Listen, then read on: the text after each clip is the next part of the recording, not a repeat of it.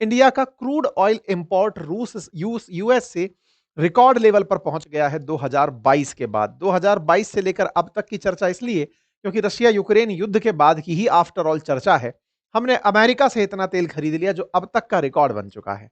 अब ऐसे में तो यह सीधा सीधा दिख रहा है कि भारत ने अमेरिका की बात मान ली है और रूस से तेल इंपोर्ट भी संभवतः आने वाले समय में, जैसा ट्रंप कह रहे हैं, दिसंबर तक बंद कर देंगे। ये सारी की सारी वो सुर्खियां कि हम लोगों ने 2022 के बाद का रिकॉर्ड टच कर लिया है, ये बड़ी बात है।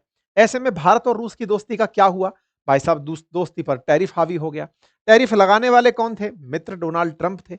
डोनाल्ड ट्रंप ने टैरिफ की बात क्यों की, इसके पीछे सब जानते हैं। लेकिन एक और बात जो हम लोग अक्सर मिस कर जाते हैं वो भी जान लें। ट्रंप जब इलेक्शन लड़ रहे थे ना, देखो भारत के अंदर इलेक्शन में लड़ रही पार्टियों को सपोर्ट करने के लिए अगर कोई चंदा दे दे तो यहां पर अलग तरह की न्यूज बन जाती है कि फलानी पार्टी ने चंदा, फलानी कंपनी ने चंदा दिया तो अब सरकार उसके लिए काम करेगी। अमेरिका में ये खुलेआम होता है और खुलेआम के लिए स्पष्ट रूप से पब्लिक को पता होता है कि ऑयल कंपनियों ने ट्रंप को इतना पैसा दिया है, एलॉन मस्क ने इतना दिया है, फेसबुक ने इतना दिया है, सबको ओपनली बता देना होता है और उससे कोई फर्क नहीं पड़ता क्योंकि वह लॉबिंग ही चलती है। ट्रंप जब चुनाव लड़ रहे थे तो लगभग $1 बिलियन के आसपास ऑयल कंपनीज ने ट्रंप को दिया था। अब बताओ ट्रंप उस पैसे को कैसे निकाल के दें? जिस समय बाइडेन थे तब तो भारत रूस से बढ़िया तेल खरीद रहा था। आपको ध्यान ही होगा, हमने बढ़िया तेल खरीदा है, आंकड़े हैं, $35 प्रति बैरल पर खरीदा है। लेकिन ट्रंप को फंडिंग थी और ट्रंप को फंडिंग जिन लोगों की थी वो लोग अपना पैसा तो निकालेंगे ना। तो ट्रंप के ऊपर दबाव था कि भाई साहब उसको घुमाओ और हम तक लेकर आओ। हम तक लेकर आओ तो भाई साहब कामयाब हो गए। आप सोचें कि 2022 रशिया यूक्रेन युद्ध को अगर आप आज की डेट में मानकर चलें, उसके बाद का अब तक का सबसे ज्यादा तेल हम खरीद रहे हैं। 5.5 लाख बैरल प्रतिदिन हम तेल खरीद रहे हैं। 5,40,000 barrel per day oil purchase है इंडिया का, जो कि अक्टूबर 2022 से अब तक का सबसे अधिक तेल है। अब आप पूछेंगे कि साहब ये तेल कितना परचेज था, तो आप सोचकर देखिए कि जब ट्रंप आए थे ना, उस समय पर 67 बैरल प्रतिदिन तेल खरीद रहे थे हम अमेरिका से। मतलब एवरेज आउट करके चलिए आप इसको। और आज 67 का मतलब है 67,000 बैरल, ठीक है। आज 537 मतलब 5,37,000 बैरल पर डे तेल हम खरीद रहे हैं। यानी कि ट्रंप के आने से तेल का परचेज 10 टाइम्स बढ़ चुका है। आप इससे अंदाजा लगा कर देखिए, ठीक है। भारत ने तेल की खरीद में बीच बीच में उछाल देखा है, जब जब हमको लगा कि अमेरिका से तेल खरीद के बाजार सेटल करना है। लेकिन इस बार तो रिकॉर्ड ही कर दिया है, 5,37,000 बैरल प्रतिदिन। रूस से हम कितना खरीदते हैं? रूस से खरीदते हैं लगभग 20 लाख बैरल पर डे। यानी कि अभी भी हम अमेरिका से 4 गुना तेल रूस से खरीद रहे हैं। लेकिन विचारणीय तथ्य यह है कि अभी 4 गुना खरीद रहे हो और पहले 30 गुना खरीद रहे थे। दोनों में अंतर था। इस अंतर को पाटने में ट्रंप कामयाब हो गए हैं। आप अच्छे से जानते हैं, रशिया यूक्रेन जब युद्ध हुआ उसके बाद में हमारे उस समय के सप्लायर्स में इराक और सऊदी अरेबिया सबसे बड़े सप्लायर्स हुआ करते थे। सबसे ज्यादा तेल हम लगभग 21% हम इराक से खरीदते थे, फिर सऊदी अरेबिया से खरीदते थे, फिर अमेरिका से भी हम तेल खरीदते थे। अमेरिका के साथ एक बड़ी इंटरेस्टिंग कहानी जुड़ी है और वो ये है, दुनिया में सबसे बड़ा ऑयल कंज्यूमर यानी कि दुनिया से तेल खरीदने वालों में अमेरिका का नाम आता है और सबसे ज्यादा तेल प्रोड्यूस करने वालों में भी अमेरिका का नाम आता है। अमेरिका का जो तेल है वो थोड़ा भारी है, जनता उस तेल को खरीदने में थोड़ा हिचकती है, रिफाइनरीज को जोर आता है।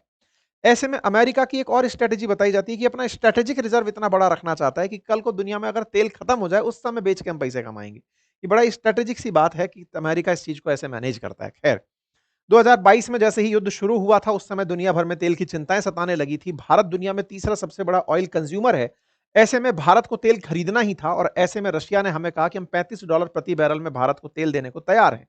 भारत तेल खरीदने निकला और उस समय तेल खरीदने के लिए हमें हमारे पास मार्केट में जो लोग दिखे उसमें से रशिया सबसे सस्ता दिखा। ओपेक प्लस कंट्रीज में रूस दूसरे नंबर पर देश आया जिसने कहा कि मैं आपको तेल देने के लिए तैयार हूं सस्ते दामों में। जिस रूस से जनवरी 2021 में हम 0 बैरल के आसपास खरीदते थे, उससे बढ़ते हुए आज हम लगभग 20 लाख बैरल प्रति डे के हिसाब से तेल खरीद रहे हैं। ये सारे आंकड़े मल्टीपल टाइम डिस्कस हो चुके हैं कि रूस से भारत बहुत तेल खरीदता है और इस तेल को खरीदने में हमने सबके सामने एक ही बात बोली कि अगर हम यही तेल मिडिल ईस्ट देशों से खरीदने लगे तो तेल की जरूरतों के लिए रूस को अगर आप विकल्प के रूप में बंद कर दोगे और सभी लोग एक ही जगह से तेल खरीदेंगे तो बहुत महंगा हो जाएगा। हमने महंगाई को कंट्रोल करने के लिए रूस से तेल खरीदा। लेकिन साहब हमारी तमाम बातें धरी रह गई और धरी रहने के पीछे का बड़ा रीजन था। इस बात को ना तथ्यात्मक रूप से भी समझिएगा। भारत ने जो पाठ दुनिया को सिखाया कि हम दुनिया को सस्ता तेल देना चाहते हैं या दुनिया में महंगाई को नियंत्रित करना चाहते हैं, तो ये हमने दुनिया के सामने महानता का पाठ पढ़ाया कि हम देखो कितने महान हैं। लेकिन रिवर्स में एक बहुत बड़ी गलती हम लोगों से क्या हुई, रूस से तेल खरीद के 39 महीने में हमने जो पैसा बचाया ना, वो लगभग 19 बिलियन डॉलर के आसपास था, 19 बिलियन डॉलर के आसपास 39 महीने में, 39 मंथ्स में, इतने दिनों से, लगभग सवा 3 साल में। लेकिन अमेरिका से व्यापार करके हर साल हम 40 बिलियन डॉलर का लाभ कमाते हैं। अमेरिका ने असली खेल वहीं पकड़ा कि यार इंडिया वालों, तुम हमसे व्यापार करके 40 बिलियन डॉलर का लाभ कमाते हो, रूस से तेल खरीद कर तुम 6 बिलियन डॉलर साल का बचा रहे हो। तुम्हारे लिए 6 बिलियन बड़ा है कि 40 बिलियन बड़ा है? ट्रंप ने हमसे खेला वहीं किया कि तुम्हें 40 बिलियन अगर बचाना है ना, तो तुम्हें इस 6 बिलियन का लोभ छोड़ना पड़ेगा और इसके लिए तुम्हें हम ही मार्केट बनकर आएंगे। तुम हमारे कहने से रोकोगे तो रूस के पास तेल की सप्लाई के चलते पैसा कम जाएगा और वो फिर यूक्रेन वाली बात पर मानने को तैयार हुआ, क्योंकि यूक्रेन को हमने कमिटमेंट दिया हुआ है। खेल मतलब इस तरह से खेला गया। भारत की तमाम कंपनीज में से, जैसे रिलायंस है, नायरा है, हमारी प्राइवेट कंपनीज है, इन्होंने खूब तेल रूस से खरीदा और हमने आंकड़े जो बनाए वो तो फिलहाल के लिए न्यूज़ है। मैं 20 बिलियन डॉलर गलत डेटा बोल गया, दैट इज़ 12.6 बिलियन डॉलर होगा हमने सेविंग किया। ये तो ज़्यादा अकाउंट नहीं है, मतलब 4 बिलियन डॉलर साल का बचा रहे हो। कहाँ 4 बिलियन डॉलर साल का बचा रहे हो रूस से तेल खरीद के और कहाँ अमेरिका 40 बिलियन डॉलर का प्रॉफिट आपको दे रहा है। तो अमेरिका ने बस यहीं पर खेला खेला कि भाई साहब, अगर आपको हमसे ही व्यापार रखना है तो कृपया करके हमारे इस व्यापार में आप हमारे साथ की बातें भी मानेंगे, रूस से तेल खरीदना बंद करिए, अदरवाइज हम पर टैरिफ लगाएंगे। और देखिए, अगर 25% एडिशनल टैरिफ लगेगा तो भारत का व्यापार जो अमेरिका से हो रहा है वो प्रभावित होगा तो हमारा लाभ जो हम यहां से कमा रहे हैं वो वहां कंपनसेट हो गया है। यानी टैरिफ के चलते एक्सपोर्ट घट गए या फिर हमारी प्राइसेस ज्यादा कॉम्पिटिटिव नहीं बची और नहीं बची तो हमारा बाजार कोई और देश खा गया। ऐसे में भारत को यह रियलाइज हुआ कि यार, हम अगर रूस से तेल खरीदते रह गए तो हम उतने ही ज्यादा नुकसान में पहुंच जाएंगे और ये आदमी रुकने वाला और नहीं है। फिर ये कहीं और तरीके से, और दुनिया में इस समय इसने जो पीस प्रेसिडेंट का राग अलापा है ना, इससे लगभग हर देश तो अब मान ही गया है। अभी जापान है तो जापान वाले मान गए, हर देश लगभग इनकी बात अब मान ही रहा है। ये यूक्रेन वॉर को खत्म करके पीस प्रेसिडेंट का पूरी तरह खिताब चाहते हैं और उसमें अड़चन भारत और चीन बने हुए हैं। तो भारत की तरफ से तो ये गुड न्यूज आ चुकी है, क्योंकि भारत ने इनसे तेल खूब खरीद करके इन्हें खुश कर दिया है। और इन्हें खुश कर दिया है से मतलब है इनके इन्वेस्टर्स को खुश कर दिया है, क्योंकि ट्रंप जब चुनाव लड़ रहे थे उस समय पर 1 बिलियन डॉलर के आसपास इन्हें तेल देने वाली कंपनियों से फंडिंग मिली थी। ऐसे में इन्होंने उनको लाभ पहुंचाने के लिए पहले टैरिफ लगाए और टैरिफ लगाकर रूस से तेल खरीदना प्रतिबंधित किया। टैरिफ और रूस से तेल लगने के चलते भारत जाकर पहुंचा अमेरिका और 5 लाख बैरल प्रतिदिन तेल खरीदना शुरू हुआ। तो कुल मिलाकर के ट्रंप का जो खेल है वो भारत के लिए लेकिन अब सकारात्मक तरफ जा रहा है। मैं इसे बार बार इसलिए बोल रहा हूं, ट्रंप ने अपने हितों के लिए इस पूरी चक्री को घुमाया, भारत उसके अकॉर्डिंग घूमते चले गए। लेकिन चूंकि भारत इस दिशा में आगे बढ़ चुका है, ये एक पॉजिटिव साइन है कि हम एडमंट नहीं हो रहे हैं, हम जिद्दी नहीं हो रहे हैं कि नहीं, हम तो ट्रंप आपकी बात मानेंगे ही नहीं, हम रूस से ही तेल खरीदते रहेंगे।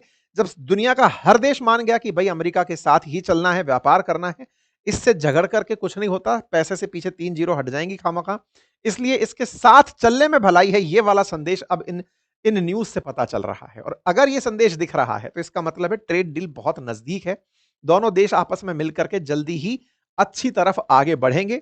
इंडियन रिफाइनर्स जो फिलहाल यूएस से तेल खरीद रहे हैं वो खरीदते रहेंगे। लेकिन एक बात यहां पर और मैं इंटरेस्टिंग आपको बताऊंगा, इस बीच में क्या हुआ, एक न्यूज और आई थी ना, आपने देखा होगा कि अमेरिका ने रोजनेफ्ट और रूस की एक और कंपनी है उसके ऊपर इन्होंने पाबंदियां लगा दी थी कि ये सैंक्शनड कंपनीज हैं, इनसे आप तेल नहीं खरीदेंगे।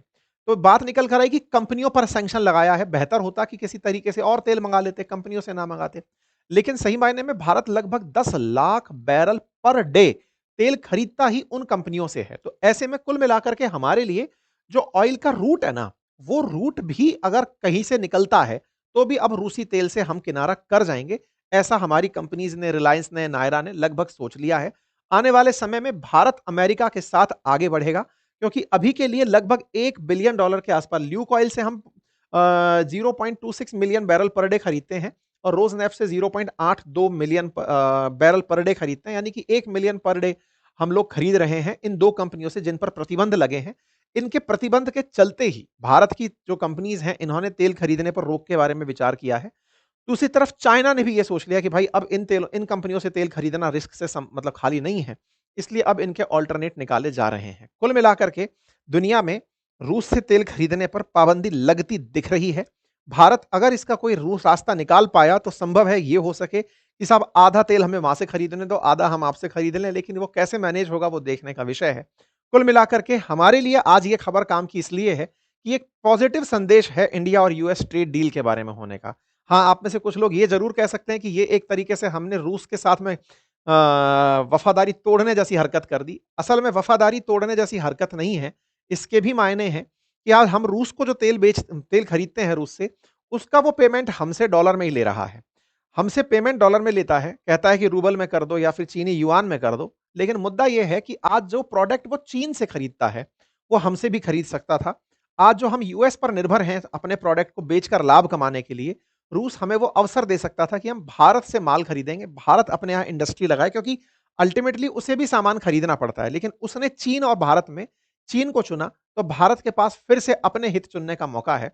तो इसे कुल मिलाकर ये समझकर चलिए कि दुनिया स्वार्थ की है, लाभ के हिसाब से भारत बढ़ रहा है, यही फिलहाल के लिए दिख रहा है। ठीक है साहब? उम्मीद है कि आप सभी साथियों को आने वाले समय के लिए ये आइडिया लग गया होगा कि दिशा किस तरफ जा रही है। बाकी आप लोग इस विषय पर क्या सोचते हैं? अपनी राय कमेंट बॉक्स में ज़रूर बताइए। फिलहाल के लिए इतना ही। चैनल पर नए हैं तो सब्सक्राइब कर